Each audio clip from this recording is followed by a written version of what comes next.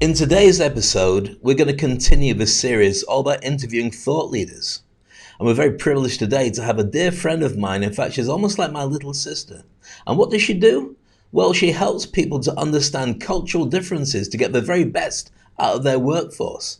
That makes them stay together, stay longer, and become more productive by really getting down to what makes them tick. She's brilliant at this, and she's going to share some of that insight with us now.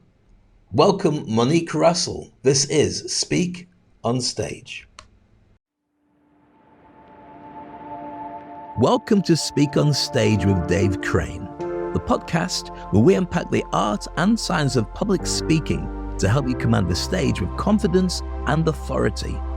I'm your host, Dave Crane, and as a seasoned speaker, coach, and entertainer, I've had the privilege of helping thousands of individuals like you to unlock their true potential on stage all around the world.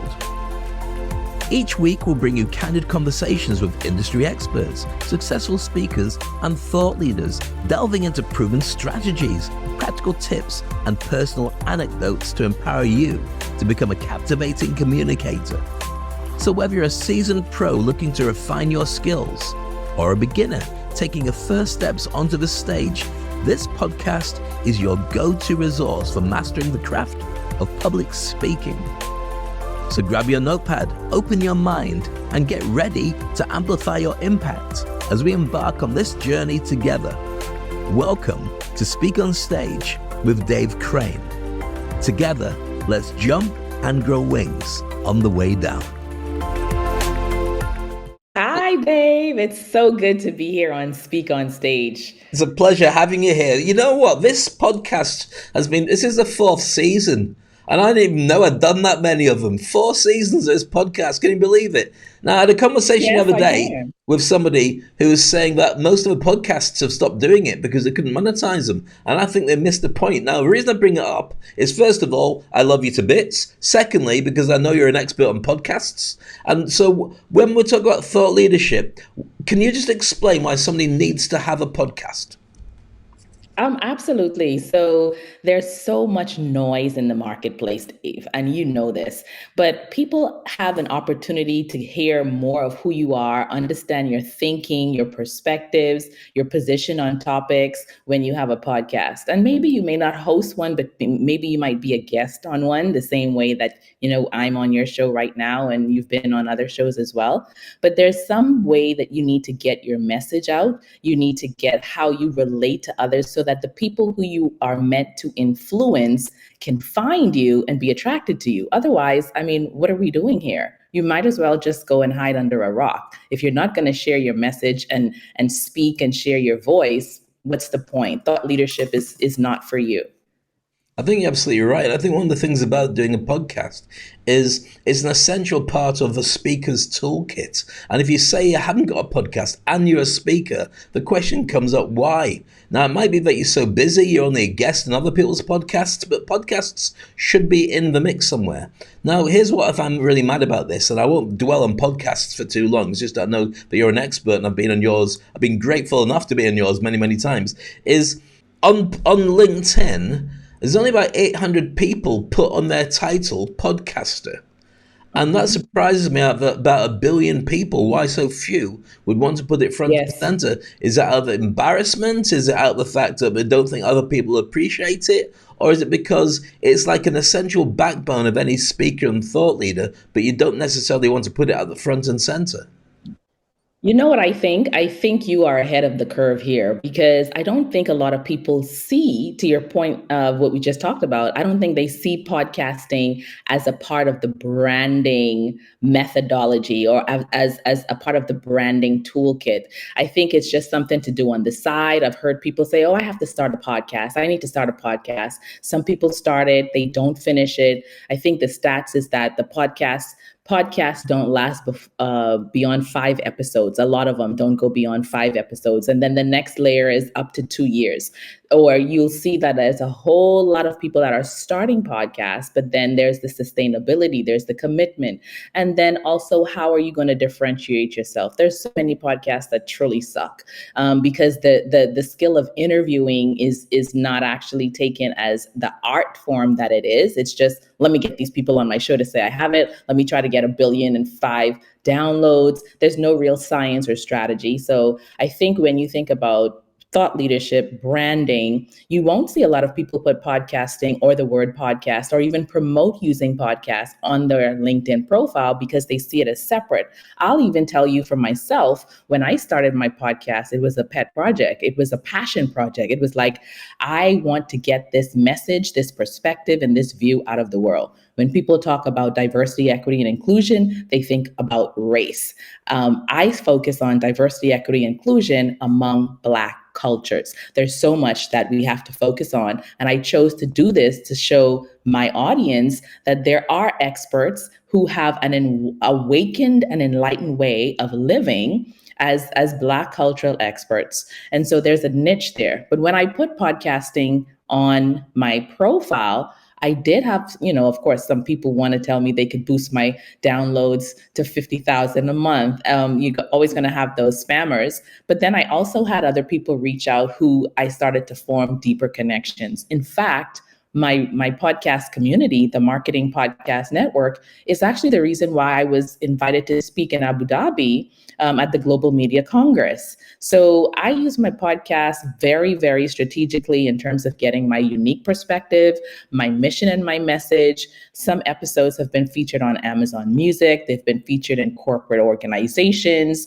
They've been used as conversation starters for people when I meet them and I have calls and I said, oh, you need to listen to this podcast with this expert that I did because, this is a resource for you. So where it's moving in the place where it's going to be a academic resource in business schools and institutions where we can now blend the world of academia and practical corporate space so that there is this medium because there's a gap that's missing. So that's a long response to your initial question, but surely I don't think a lot of people think about podcasting as a strategic tool. It's more thought of as a tactical tool.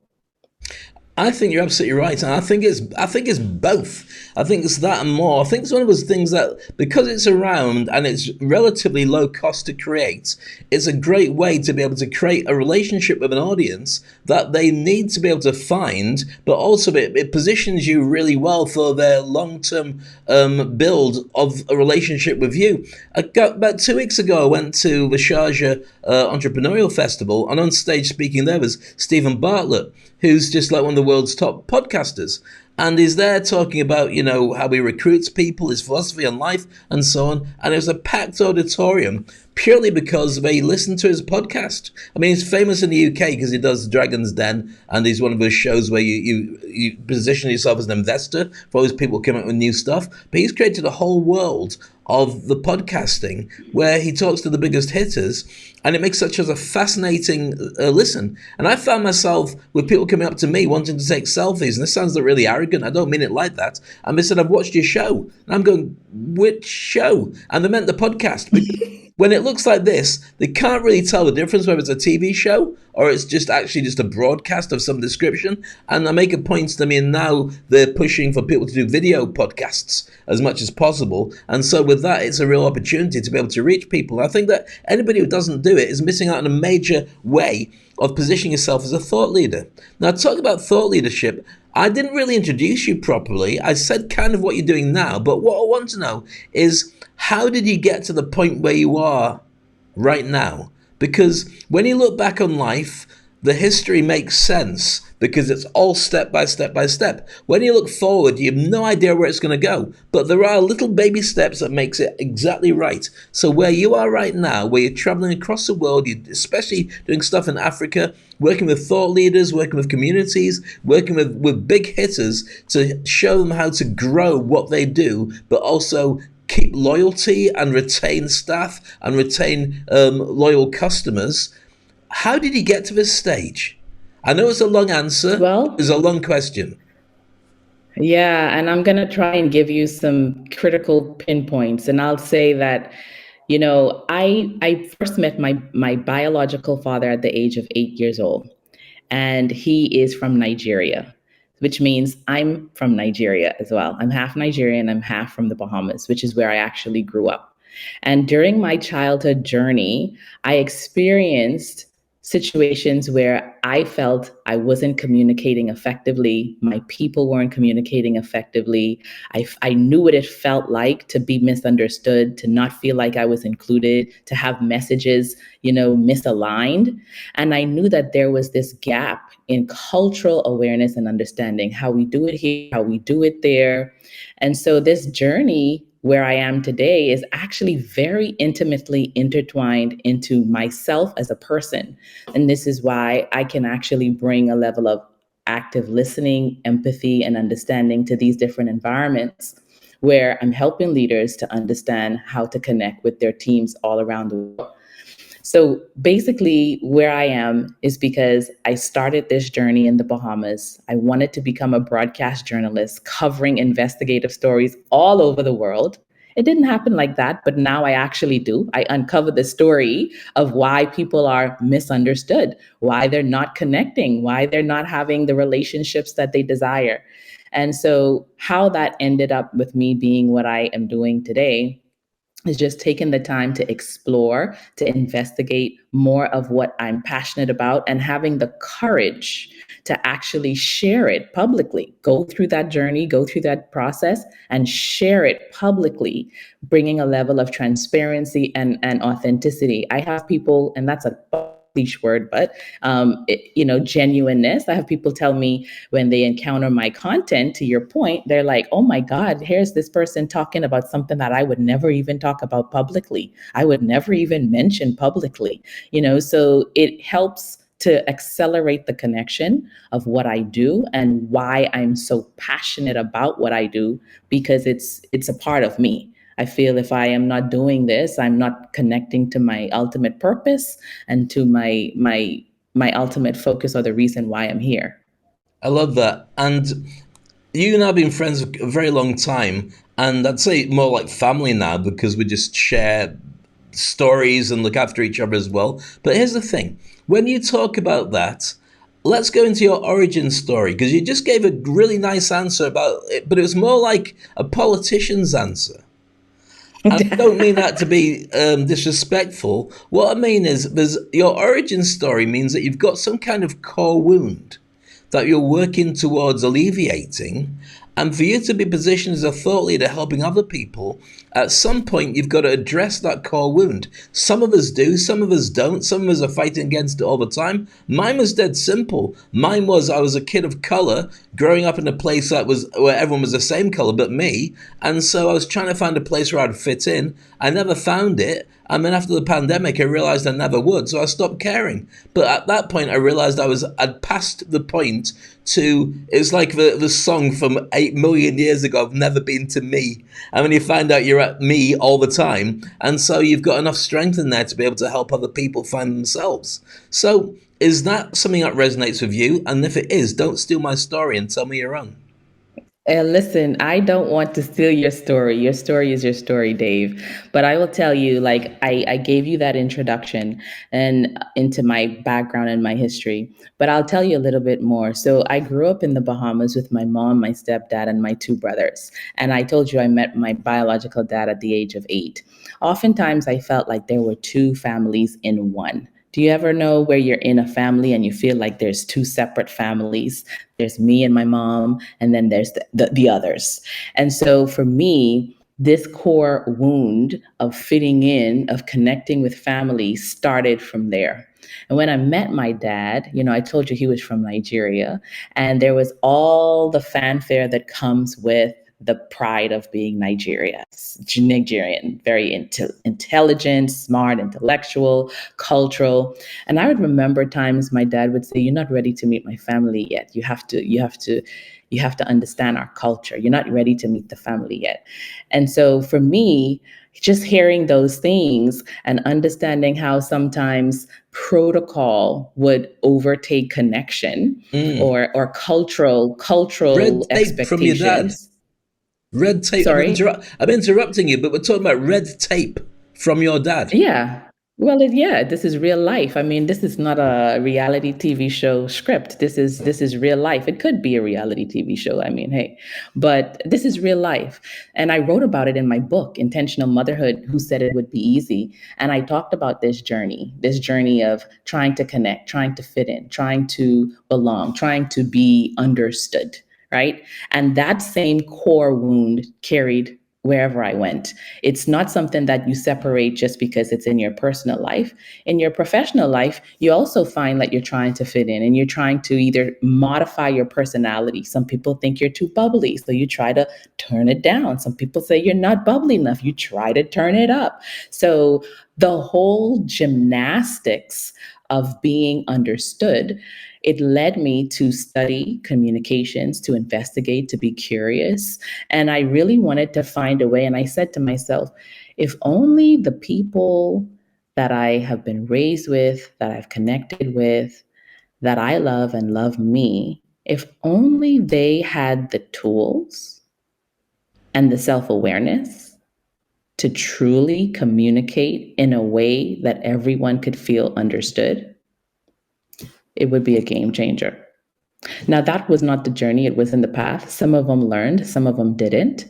But that's where I am today. And so going through those steps have allowed me to become even more deep in my practice, not just theoretical, not just academic. I've taught the communications for over, a decade and a half. I've been a subject matter expert in these sciences of communications. I've taught, I've coached, but nothing actually compares to actually having a personal experience that you can connect with when you're teaching. And I think that's what really accelerates the transformation that I'm able to help people experience in my practice.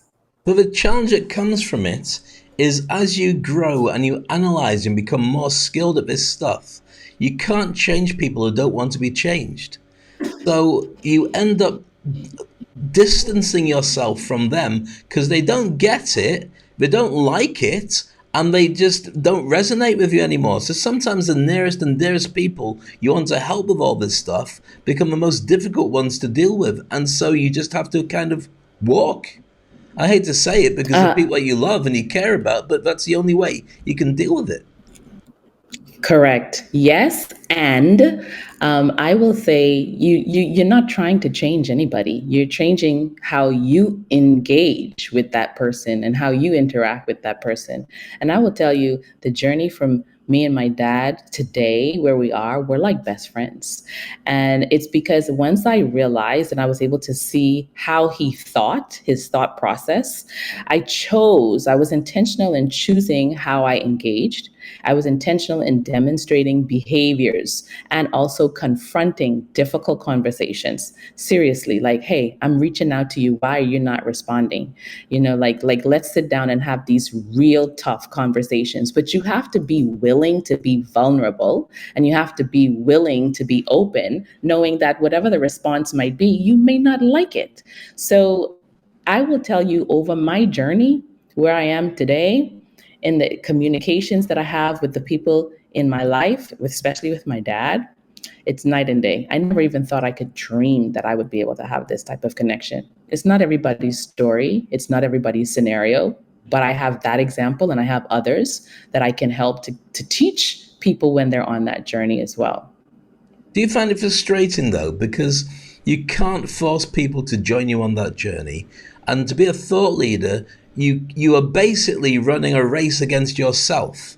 That if you ignore these special insights, almost like a special power, these superpowers that pop up that make you stand out in a crowd, but also make you feel like you got to serve that crowd. And the crowd often doesn't understand who you are, what it is that you do, but that doesn't stop you still coming up with these really good ideas and insights. If you don't look after them, they disappear. And the difficulty is you want to have a buddy you can travel with who gets it, starting with family and nearest and dearest. But often you find yourself miles away from everybody because they just don't get it, and maybe they never will. Most of the thought leaders who I know are going through some kind of challenge in the fact that they have to find a new crowd, and the old crowd they love, but it's kind of like almost like a pet. That sounds disrespectful. It's not like that. You love them as family, you love them as friends, but not professionally. They can't be with you on that journey.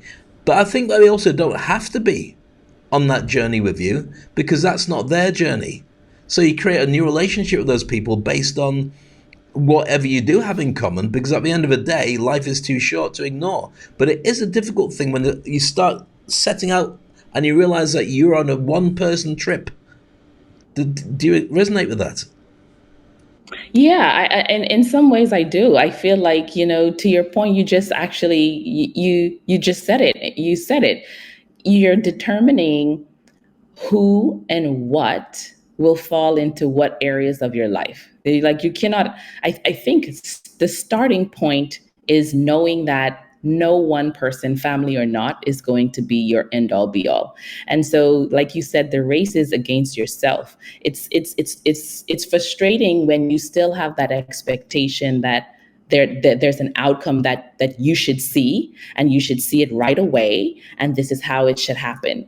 But if you know that you are competing against yourself, if you know that you are your biggest asset, then it's not, because it's like you're challenging yourself to see how much more resilient, how much more strategic, how much more effective you can be each day. I'm not saying put yourself in scenarios where you're not appreciated and you're not valued or respected, or you're barely being tolerated, but you have to set guidelines. I told my kids when they were younger, you're going to have different friends for different things. You're going to have friends from your karate place. You're going to have friends from your sporting events.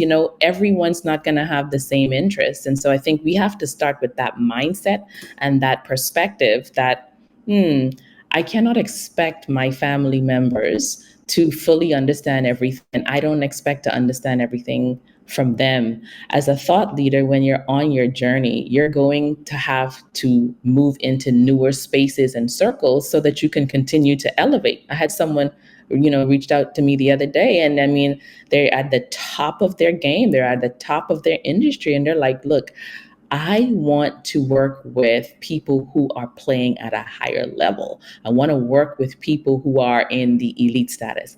Well, when you're elite, when you are elite, it's a peer mentoring when you're in that upper echelon of your industry. So we're constantly growth mindset oriented, and we're constantly looking to grow. But when you're already elite, it's like it's going to be difficult for you to just be in any normal space, because you'll be irritated by the conversation because it's not elevating you, you know? I think it's that balance, isn't it? It's getting it right. I looked away for a few moments because I wanted to get a quote for you. And it's important to get this quote right because I think it sort of like illustrates what we're talking about right now. So, you know the phrase when people say that blood is thicker than water, and the idea is that Yes. therefore you should stay with your family rather than people you've just met. Do you know what the actual No. phrase is? What is the phrase? The actual phrase is, the blood of the covenant is thicker than the water of the womb. So what that means is the blood that you create from your connections and your community is much more conducive to your happiness and your emotional state and your well-being than the water of the womb of the family that you're born into. Wow. Isn't that Wow. incredible? Wow. Wow. That is a mindset shift. That is just incredible. The original quote, blood is thicker than water. I was going to say I don't subscribe to that. I don't No, subscribe to that at all. I but don't. it's misquoted. It's misquoted. The actual thing is your friends are your choice. Your family is what you're given. So stick with your friends and make them the family that you continue with, which explains why thought Wow. leaders can find themselves so distant from the people that they were born into or they grew up with, Yes. but then they have to find new Yes. peers to be able to play with in order to feel that they are their new family. So there's nothing wrong with it. And this is an old English proverb that goes back over centuries. And it still makes sense, but it gets quoted badly by many people. I think it was important to set that straight. So where does that leave you then? Tell me about the business that you're in and what it is that you do and where your ambitions are going to take you. Because thought leadership Yeah. means that you evolve day by day as well. Yeah, Dave, let me tell you something. I'm so excited about what the future is going to have for me, for all of us. But what I do is help individuals and leaders and their teams to stop the drain brain from their company, from their communities. So I really love engaging with individuals and teams in the Caribbean, in Africa, in Latin America, especially. And I know that the brain drain happens. People leave because they don't see opportunity, they don't see fulfillment, they don't see a way that they can add, true value. And where we come in is providing that information, the training and the solutions so that they know how to shift their minds from this dominating force of I'm the boss, you are the employee. Let me tell you something. So, entrepreneurship is where you have someone who is an entrepreneurial mindset into a corporate company, right? And it's something that a lot of people have. They have their passions. And, back in the day, people would have little side hustles, but they would hide it because, the company would threaten to say it's a conflict of interest. And, it would be, in fact, that still happens today. I mean, there are people who are feeling that way. But what I have seen is that more companies are recognizing that employees are their partners. They're recognizing that employees have lives outside of their 9 to 5.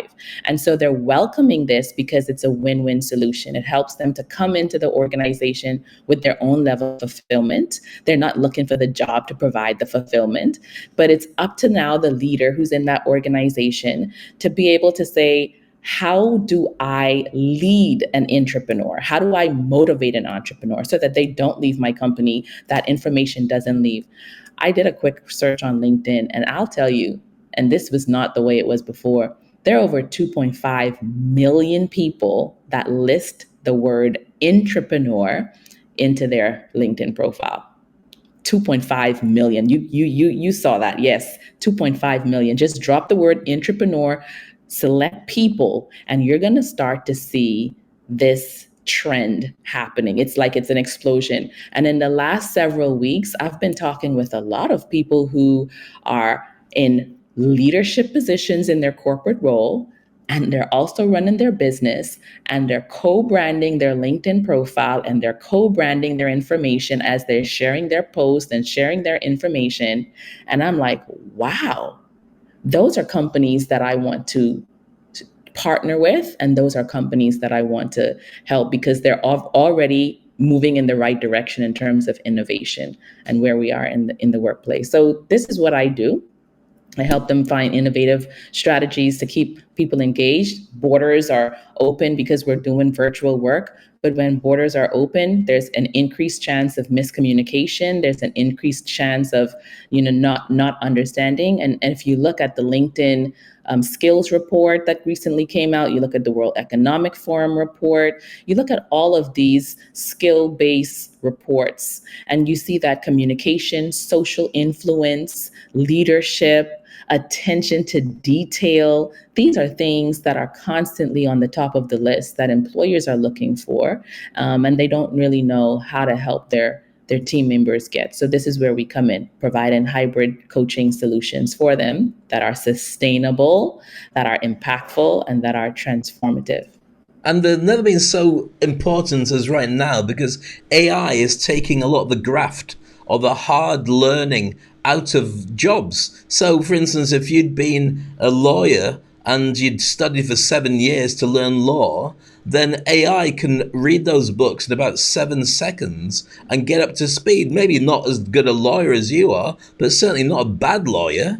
And the same with medical, same with accounts, same with lots of different skills. So therefore, your ability to understand the dynamics between people, including with emotional intelligence, understanding yourself, your own empathy, is going to be something that grows. Now, what I find fascinating about that is that shift in AI, which would take people on paper away from where we are into tech, actually brings them closer to us because they realize that all the stuff that they did before is being replaced. So the programmers who don't normally deal with us because we're in the empathy and creative space and they go off and just program in front of a laptop, they're getting laid off left, right, and center because AI can do it for them. So they have to then lean into, how do I communicate with people? How do I have empathy with people? How do I understand what people want? And that comes back to you and what you do. So as a thought leader, there's more opportunity and more people that need our help. Okay, so I love this topic, Dave. I don't even know, there's so many different angles that I want to explore. I remember years ago, I was judging a panel. It was a STEM tech panel of young students who were coming up with their projects. They're trying to save the world problems. I think one was coming up with a way to clean up the oil spill in the oceans, and just various different things. Very smart technical engineering students, and the categories were amazing as I went by and we had to judge them. But at the end of the day, the one that won was the one that could explain their concept the best. It wasn't actually the best concept, but it was the one that could explain the concept the best. So yes, AI can accelerate jobs. AI can accelerate, things that we take for granted on a normal basis. I love AI. I use it every day. In fact, I have a whole experience relationship with ChatGPT, who I have trained to be called Pablo. That's my assistant. That's my assistant. And if you see the conversations we have, Wow. oh my God. Wow. First of all, let me don't go off on a tangent. Let me get back to what I want to say. I want to say, first of all, so AI is going to accelerate the jobs, but there's still going to be a need for explanation, for critical thinking, for understanding the data, for understanding the output, for even communicating with ChatGPT or any other AI tools. So many people have started down the path of exploring these tools, and it's like a first date, or you're networking for the first time and you just say, "Hi, how are you?" And that's it. You don't know how to continue the conversation. You don't know how to find the places where you connect. You don't know how to move from, the initial greeting to actually having another encounter. And that's how I see the AI process and the AI tools. It's like it's here, it's going to accelerate, but then what? How do you actually make it more effective for you? And that's where we come in with these types of skills. The other thing is, the type of interactions that you have. If you haven't been used to that before, when you engage with the tool, it's not going to give you the output. It's almost like what you put in is what you get out. You go to a course, and 5 people in the course take the same course, and one was like, "That sucked," and the other is like, "Oh my God, I just like 3 times my revenue. I applied myself." So the relationship that you have with these tools, you're going to have to learn how communication matters even more when you're using them. So that this is my take. But personally, I love the tools. Like I said, I have deep conversations. I even tested it with deep conversations, like, and I said, "Pablo, you're doing good." Pablo said, "Thank you. I'm here to help." Okay. And when I prompt my AI tool, and it gives me a good response, I then want to share it with someone. I want to talk about what a good job Pablo did. I want to say, "Look, this is what he came up with." And I Wow. and that now becomes a conversation starter. That becomes another piece of connection and how to relate using these tools. So yeah, I love it. It's fascinating to me. And I just think in the space of thought leadership, being able to explain how your industry connects to the tools, how it could be used, how it could not be used, where you see the perspectives, where you see the difficulty or the challenge.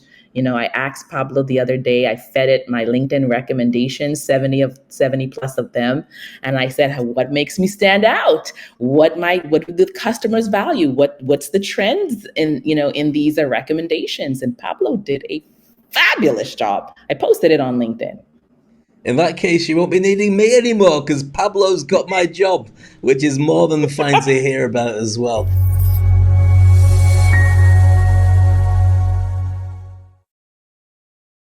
Fascinating as always, the incredible Monique Russell. Make sure you connect with her online, catch her on LinkedIn, and if you want her to talk to your company and help you to get to a whole new level, getting your team to be loyal, get them to understand what they're doing, and also if you're a thought leader or a leader of some description and you want to know the special sauce to get people to gravitate towards you, talk to Monique first. Trust me, she knows.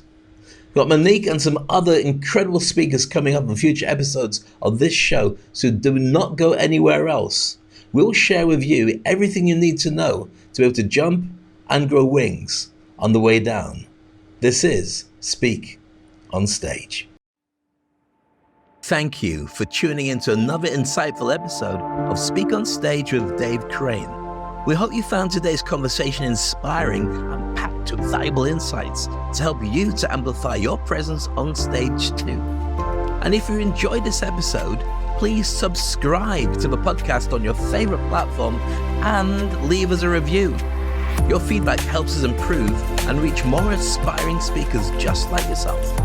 Remember, the stage is your platform to shine, and with the right tools and mindset, you can captivate any audience anywhere.